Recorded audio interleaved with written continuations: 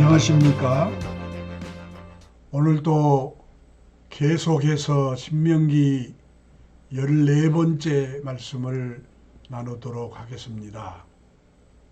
우리는 지난 시간에 하나님께서 가나안 땅에 살고 있는 7 적들을 한꺼번에 쫓아내지 않고 조금씩 쫓아낸다는 말씀을 나누었습니다. 다시 말하면 이스라엘 자손들이 마음속에 하나님의 말씀이 채워지는 것만큼 그 적들을 물러가게 한다는 말씀이었습니다. 오늘은 신명기 8장의 내용을 말씀드리도록 하겠습니다. 신명기 8장의 내용도 2가지로 구분해서 살필 수 있습니다. 1절에서 10절의 말씀은 이스라엘 백성이 과거 광야 40년 동안 광야길을 걷게 된 그 의미와 목적을 말씀한 내용입니다. 다시 말하면 이스라엘을 낮추고 줄이게 하여 겸손하게 하고 하나님께 대한 충성심을 알아보기 위해서 의도적으로 시험을 하고 징계함을 알게 했다는 내용이고, 11절로 20절의 말씀은 이스라엘 백성이 가나안 땅의 풍요로움을 누릴 때 범하기 쉬운 하나님을 잃어버리는 가오를 범하지 말 것을 경고하는 내용입니다. 저는 오늘 이런 내용의 말씀을 중심해서 계명을 이루게 하는 말씀이란 제목으로 3번째 말씀을 드리려고 합니다. 오늘 말씀은 2가지 내용입니다. 첫째, 하나님 나라는 줄인 자가 누린다는 것입니다. 하나님 말씀을 보겠습니다.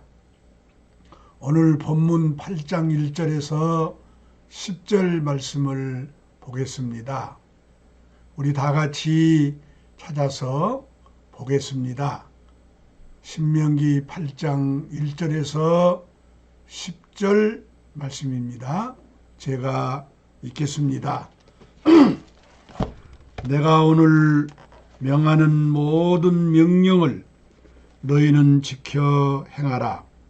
그리하면 너희가 살고 번성하고 여호와께서 너희의 조상들에게 맹세하신 땅에 들어가서 그것을 차지하리라. 내 하나님 여호와께서 이 40년 동안에 내게 광야길을 걷게 하신 것을 기억하라. 이는 너를 낮추시며 너를 시험하사 내 마음이 어떠한지 그 명령을 지키는지 지키지 않는지 알려 하심이라.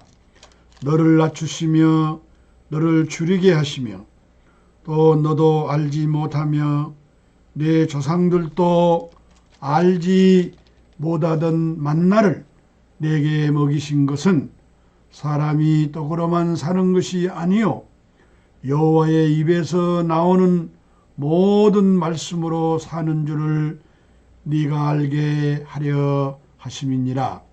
이 40년 동안에 내 의복이 헤어지지 아니하였고 내 발이 부르트지 아니하였느니라. 너는 사람이 그 아들을 징계함같이 내 하나님 여호와께서 너를 징계하시는 줄을 마음에 생각하고 내 하나님 여호와의 명령을 지켜 그의 길을 따라가며 그를 경외할지니라. 내 하나님 여호와께서 너를 아름다운 땅에 이르게 하시나니 그곳은 골짜기든지 산이든지 시내와 분천과 샘이 흐르고 밀과 보리의 소산지요 포도와 무화과와 석류와 감람나무와 꿀의 소산지라. 내가 먹을 것에 모자람이 없고 내게 아무 부족함이 없는 땅이며 그 땅의 돌은 철이요 산에서는 동을 갤 것이라. 내가 먹어서 배부르고 내 하나님 여호와께서 옥토를 내게 주셨으므로 말미암아 그를 찬송하리라. 아멘. 이 말씀은 하나님께서 이스라엘을 위하여 준비해 놓은 가나안 땅이 얼마나 풍성한 땅인가를 설명한 내용의 말씀입니다. 하나님께서 이스라엘에게 준비한 가나안 땅은 너무나 풍성한 땅이란 것입니다. 골짜기든지 산이든지 시내든지 분천과 샘이 흐르고 밀과 보리와 포도와 무화과와 석류와 감람열매와 꿀이 나오고 산에는 철과 동을 캐는 그런 아름다운 땅이란 것입니다.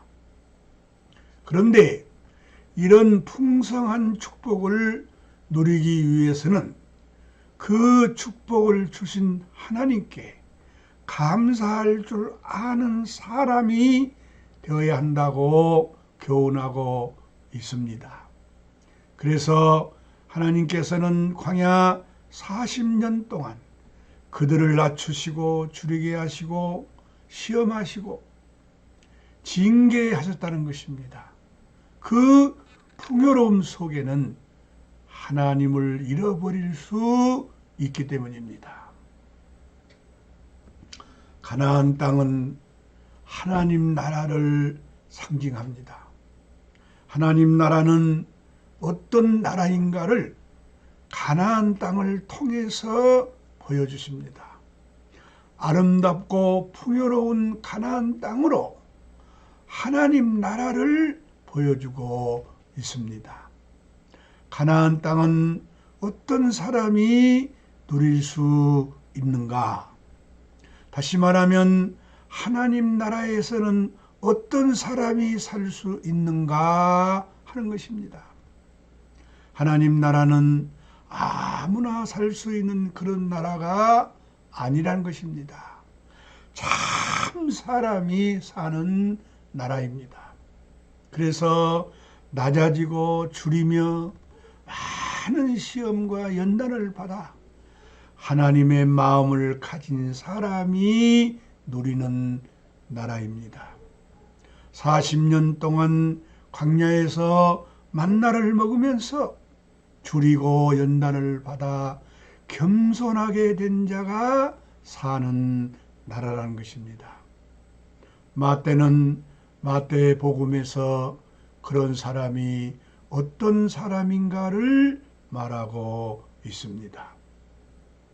마태복음 5장 3절로 12절을 보면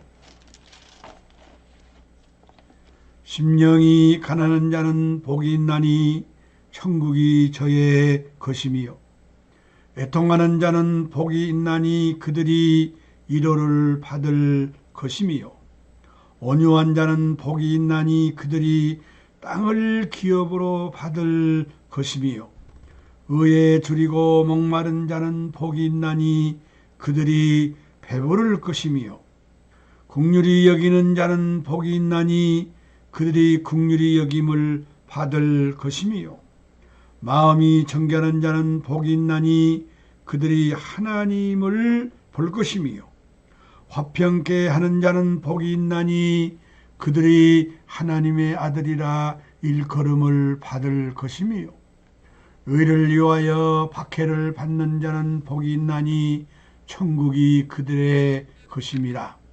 나로 말미암아 너희를 욕하고 박해하고 거짓으로 너희를 거슬려 모든 악한 말을 할 때에는 너희에게 복이 있나니 기뻐하고 즐거워하라. 하늘에서 너희의 상이 큼이라. 너희 전에 있던 선제들도 이같이 받게 하였느니라. 아멘. 하나님께서는 자신의 것을 사람에게 주심에 있어서 먼저 그 사람을 낮추시고 줄이게 하시고 겸손하게 하신다는 것입니다.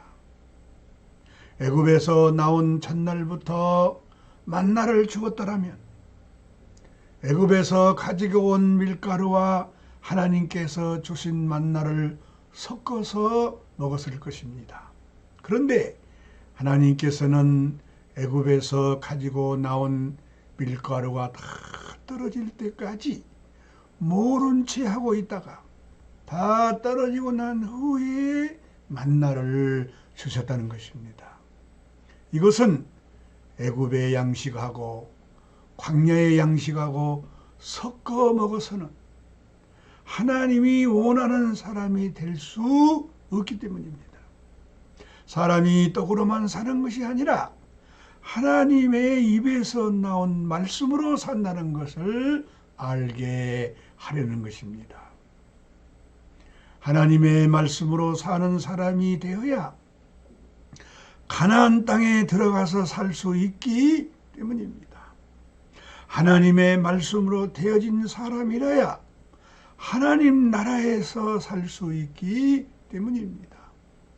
하나님의 생명으로 되어진 사람이라야 오늘날 교회 생활을 할 수 있기 때문입니다. 왜 이스라엘에게 40년의 광야길이 필요했는가? 왜 그들을 낮추시고 시험하셨는가? 왜 만나를 먹이셨는가? 왜 징계를 하셨는가? 가나안 땅에 들어가서 하나님을 위해 살 수 있는 사람으로 만드시기 위해서입니다.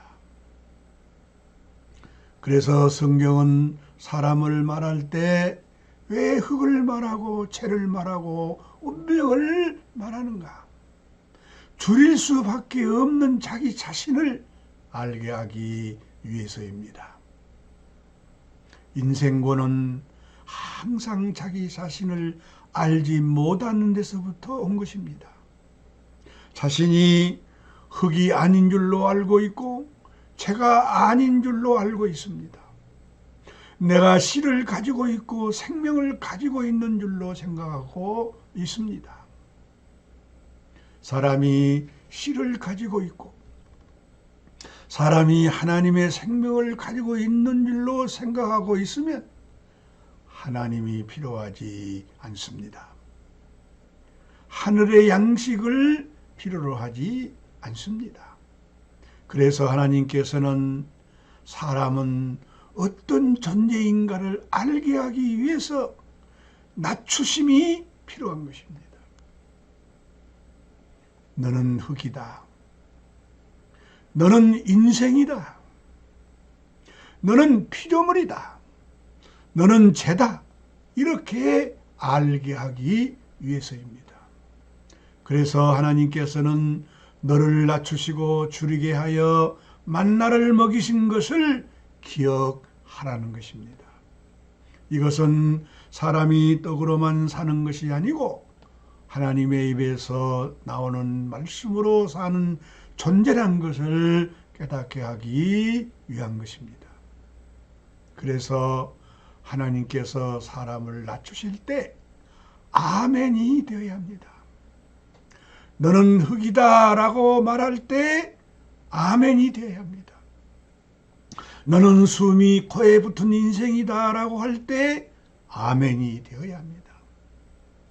그렇지 않고 숨이 코에 붙어 있어도 나는 능력이 있다고 생각하면 하나님 나라가 풍성하지 않습니다. 예수 그리스도는 어떤 분인가? 예수 그리스도는 하나님께서 하나님 나라에서 살 수 있는 사람이 어떤 사람인가를 보여주신 분입니다. 하나님께서 필요해서 쓰실 수 있는 사람이 어떤 사람인가를 예수 그리스도로 보여주신 분입니다. 유대인들은 이것을 볼 줄 몰랐습니다. 유대인들이 예수를 볼 때 그는 너무나 가난하고 보잘것없는 자로 보았습니다. 그래서 나사렛 사람이라고 하였습니다. 나사렛 사람이라는 말은 촌사람, 천한 사람, 시골뜨기란 뜻입니다. 자기 아버지는 목수밖에 안 되고 변변치 않는 집안에서 태어난 사람이라는 것입니다. 33세까지 살았는데 자기가 메시아라고 외치다가 십자가형을 받고 처형된 사람이라고만 생각합니다.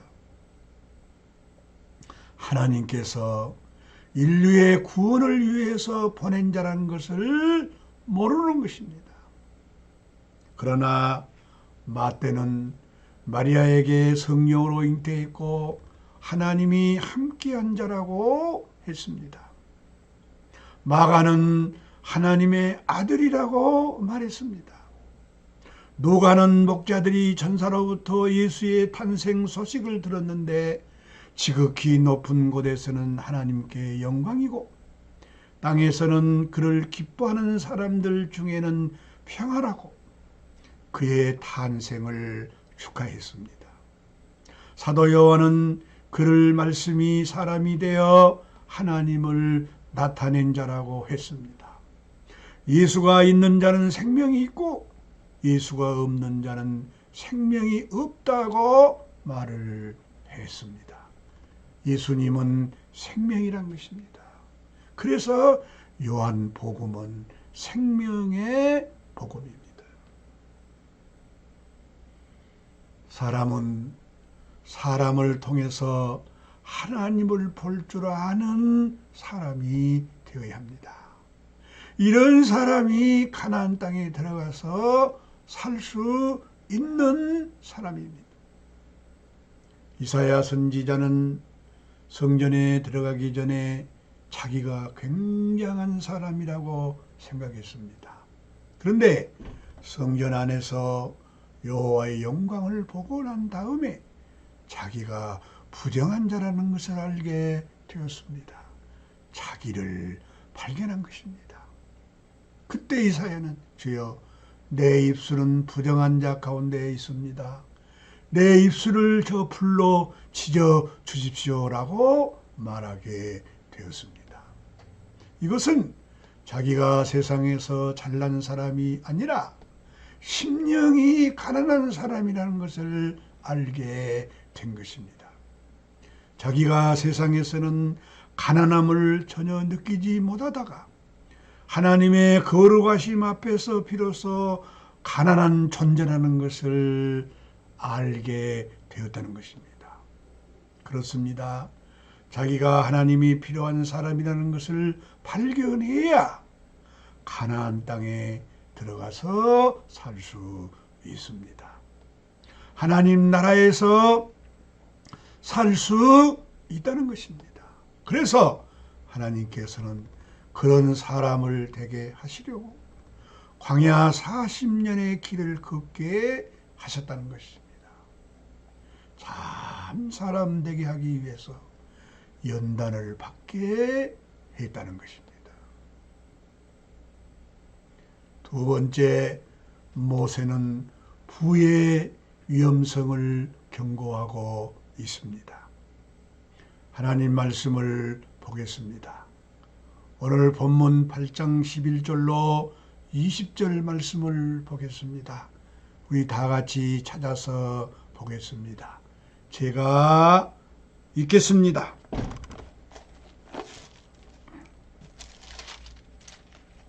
내가 오늘 내게 명하는 여호와의 명령과 법도와 규례를 지키지 아니하고 내 하나님 여호와를 잃어버리지 않도록 삼갈지어다. 내가 먹어서 배부르고 아름다운 집을 짓고 거주하게 되며 또 내 소와 양이 번성하며 내 은금이 증식되며 내 소유가 다 풍부하게 될 때에 내 마음이 교만하여 내 하나님 여호와를 잊어버릴까 염려하노라. 여호와는 너를 애굽 땅 종되었던 집에서 이끌어내시고 너를 인도하여 그 광대하고 위험한 광야 곧 불뱀과 정갈이 있고 물이 없는 간조한 땅을 지나게 하셨으며 또 너를 위하여 단단한 반석에서 물을 내셨으며 내 조상들도 알지 못하던 만나를 광야에서 먹게 내게 먹이셨나니 이는 다 너를 낮추시며 너를 시험하사 마침내 내게 복을 주려 하심이었느니라. 그러나 내가 마음에 이르기를 내 능력과 내 손의 힘으로 내가 이 재물을 얻었다 말할 것이라. 내 하나님 여호와를 기억하라. 그가 내게 재물 얻을 능력을 주셨습니다. 이같이 하심은 내 조상들에게 맹세하신 언약을 오늘과 같이 이루려 하심이니라. 내가 만일 내 하나님 여호와를 잊어버리고 다른 신들을 따라 그들을 섬기며 그들에게 절하면 내가 너희에게 증거하노니 너희가 반드시 멸망할 것이라. 여호와께서 너희 앞에서 멸망시키신 민족들 같이 너희도 멸망하리니 이는 너희가 너희의 하나님 여호와의 소리를 청종하지 아니함이니라. 아멘. 이 말씀은 이스라엘이 가나안 땅에 들어가서 풍성하고 번성해질 때 그들의 마음이 교만하여 하나님을 잊어버릴까 하는 부의 위험성을 경고하는 내용의 말씀입니다. 모세는 이스라엘 백성들로 하여금 가나안 땅의 풍요에 젖어 하나님을 잊어버리고 교만해지지 않도록 경고하고 있다는 것입니다. 마치 가나안 땅을 차지한 것이 자기 스스로의 노력에 의해 이루어진 것처럼 착각하여 지난날 하나님께서 어떤 은혜를 입히셨는지 망각하지 않도록 언제나 겸손하고 감사하는 자세를 가진 사람이 되도록 교훈하고 있는 것입니다. 만약 이스라엘이 누리는 물질적 풍요가 하나님으로부터 자신을 멀어지게 하는 원인이 된다면 더 이상 그것은 축복이 아니라 저주의 올무일 수밖에 없다는 것입니다. 그래서 부에는 항상 위험성이 따르기 마련입니다.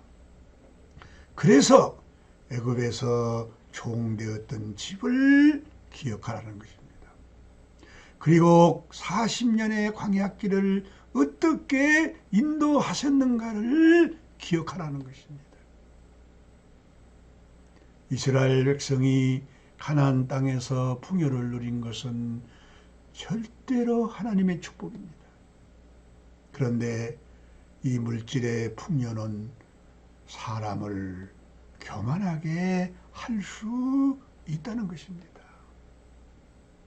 자기들의 능력으로 부를 모은 것처럼 교만해지면 안 된다는 것입니다. 그래서 하나님에게 능력이 있다는 것을 내게 알게 하기 위해서 그들을 낮추시고 줄이시고 연단하신다는 것입니다. 사람 되기 위해서 하나님이 그렇게 하신다는 것입니다. 지혜의 왕 솔로몬은 전도서에서 물질에 대해서 이런 말을 합니다. 전도서 7장 12절로 12절에 보면 지혜는 유상같이 아름답고 햇빛을 보는 자에게 유익이 되도다. 지혜의 그늘 아래에 있음은 돈의 그늘 아래에 있음과 같으나 지혜에 관한 지식이 더 유익함은 지혜가 그 지혜 있는 자를 살리기 때문이니라. 이렇게 말하고 있습니다.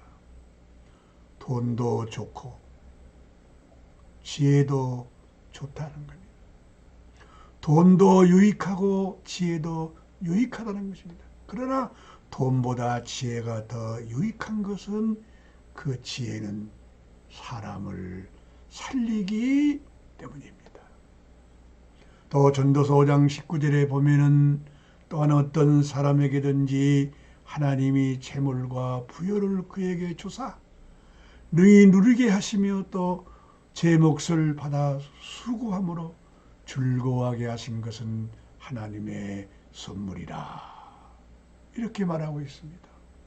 부는 우리에게 누리도록 하나님이 선물로 주셨다는 것입니다.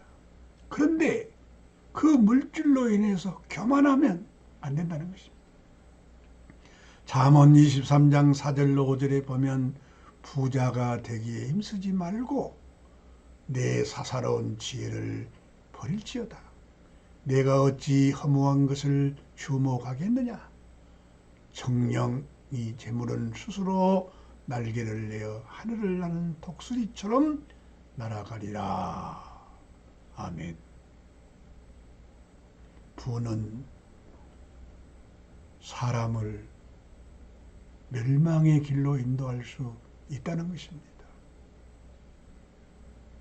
그런데 사람은 자기가 풍요롭고 부자라고 생각하게 되면 교만해진다는 것입니다.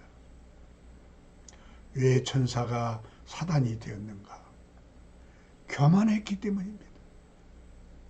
최초의 타락자인 천사는 자기 자신이 너무나 영광스러웠기 때문에 타락을 했습니다.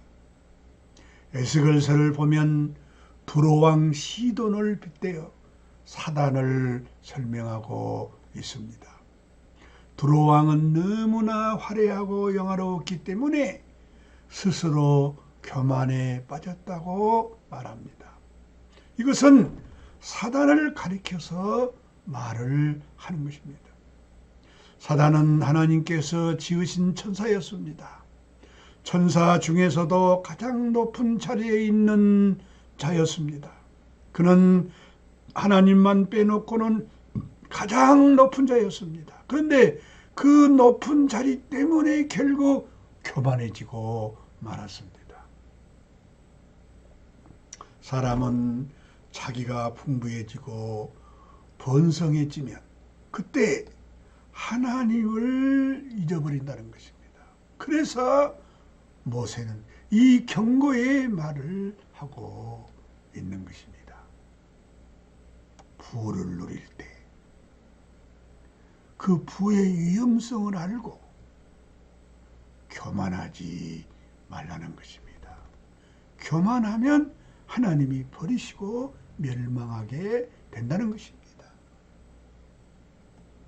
우리가 세상적으로 풍부하고 번성해지는 것도 그렇게 좋은 것이 아닐 수 있습니다. 우리가 참으로 그리스도로 풍성해지고 번성해진다면 절대로 교만해질 수 없는 것입니다. 그렇지만 세상적인 것으로 풍성해지고 번성해질 때는 10중 8구 교만해지게 되어 있습니다. 안 그런 사람도 있겠지만 거의 다 그렇다는 것입니다. 욥과 같은 사람이었으면 그렇지 않을 수도 있습니다. 그러나 그 외의 사람은 10중 8구가 다 교만하기 쉽습니다. 그래서 세상에 풍요로움만이 꼭 좋은 것은 아니란 것을 알 수 있습니다. 문제는 하나님의 은혜를 잃어버리지 않는 것입니다. 부는 좋은 것입니다. 그러나 그 부 때문에 하나님을 잃어버리면 안 된다는 것입니다. 우리의 소원은 무엇인가? 우리의 소원은 예수 그리스도의 풍성함을 누리기를 원하는 것입니다. 예수 그리스도의 풍성을 갖기를 원합니다. 그 인격 안에 있는 풍성을 가져야 합니다. 그 생명 안에 있는 은혜와 진리를 우리가 사모하는 것입니다. 우리가 만일 가난하게 되어서 그 풍성함이 온다면 그 가난한 것이 더 좋습니다. 우리가 연약해져서 풍성함이 있게 된다면 그 연약한 것이 더 좋다는 뜻이 됩니다. 그러나 부가 하나님을 잃어버리게 한다면 그 부는 좋은 것이 아닙니다. 오히려 그 부 때문에 저주가 되는 것입니다. 결론입니다. 먼저 말씀의 사람이 되어야 계명이 지켜질 수 있다는 것입니다. 사람은 안 되고 계명만 지키려고 하면 너무너무 신앙생활이 힘이 든 것입니다. 그래서 세상 것을 가지는 것이 먼저가 아니란 것입니다. 하나님의 목표대로 살아낸 사람이 먼저 되어야 한다는 것입니다. 가나안 땅은 풍요로운 땅입니다. 그 땅에서 하나님을 누리며 살기 위해서는 먼저 말씀의 사람이 되어야 합니다. 하나님의 말씀이 마음에 새겨진 사람이 되어야 합니다. 그래야 계명을 지킬 수 있다는 것입니다. 오늘은 여기서 마치겠습니다. 안녕히 계십시오.